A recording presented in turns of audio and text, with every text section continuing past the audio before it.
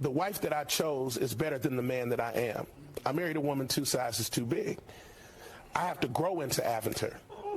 She's a coat. I still can't fit her. She's bigger than me. And she's had to cover me while I grow up. I got to grow into her. But she's a covering. She's a covering, not a lid. Ooh, because if a man marries a lid, she'll stop your dream. But if you marry a covering, she'll push you to your destiny. Now, I'm about to shout and tear this whole thing up. I'm just telling you. All the way out of this studio. Let me tell you something. My wife has endured more pain birthing me than both of our children. She has sacrificed these last 8 years uncovering the painful areas of my manhood and covering the areas that could have exposed me. She deserves anything I can give her. You understand what I'm saying? Yes. I'm going to live the rest of my life to honor her because she gave me what I couldn't give myself, which is a chance to heal while still seeing the God in me. Now, what I'm about to say ain't about him personally, and I say that because I honestly think he meant well. But to be honest, there's a lot of problems with what this clip, just in its own little format that's going viral, is communicating. And it's not even about what he said, but more or less what he left unsaid. Maybe it's the editing or something like that. But what he is saying is his truth, and you can't be mad at a man for that. You know, he's talking about what he had to come from, or grow from, heal from, overcome, in order to become the version of the man that he is today. That's very relatable to a lot of people, myself included. Especially the part where we made the mistake to try and love somebody despite that, and wrongfully ask that they love us in return.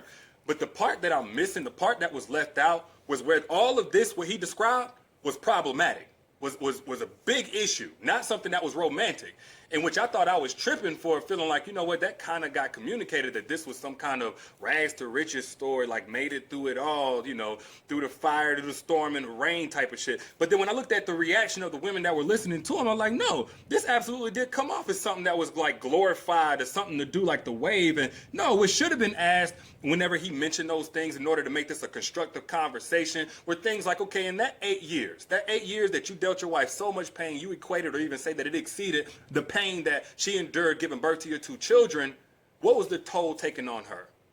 What was the price that she had to pay trying to love a broken man? More importantly, because again, this ain't about him, what is the price that any woman can expect to have to pay for trying to love a broken man? What scars is she still dealing with to this day that may never heal? And if no scars, then just in that 8-year time span of trying to love you and raise you and give birth to you as a man, what would you say she risked resorting to? Because she already had her own battles to fight, but here she is fighting yours because you didn't get them to a point where you didn't need her to fight your battles for you or cover you in the places that you still needed healing. Like, that's how the conversation should have went. And I say that because these days we have this habit in one form or another, whether we're praising a ride or die chick for enduring all this shit and now she a real one because she did, we have this habit of glorifying dysfunction and toxicity at the hands of a man while simultaneously using that as a measurement stick of the worth of a woman. And another part that got to me, man, when I heard him say, you know what, there's a difference between, basically, I'm paraphrasing here, between a woman that's a lid and a covering. In which I agree with him. It was poetic and romantic. I love that.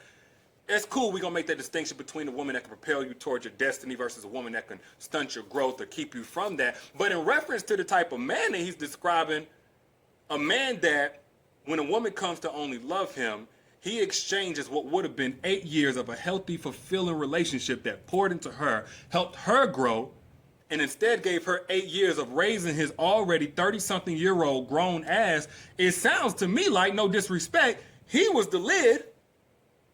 And the reason why I'm making this point, the reason why I'm wanting to emphasize this, is because as people who have overcome their past, it's not our responsibility to have a pretty past or to go back and change it, but we do have a responsibility to do right by that past by recounting it, making sure that we correct the misunderstanding that we once had. For those listening to us, for the next generation, shortening that learning curve, instead of reinforcing that misunderstanding, which in this case is the expectation of a woman exclusively to be put through hell in order to receive heaven from a man that she loves.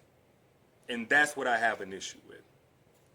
So y'all let me know what you think in the comments, man. I'll holler at y'all later. Peace.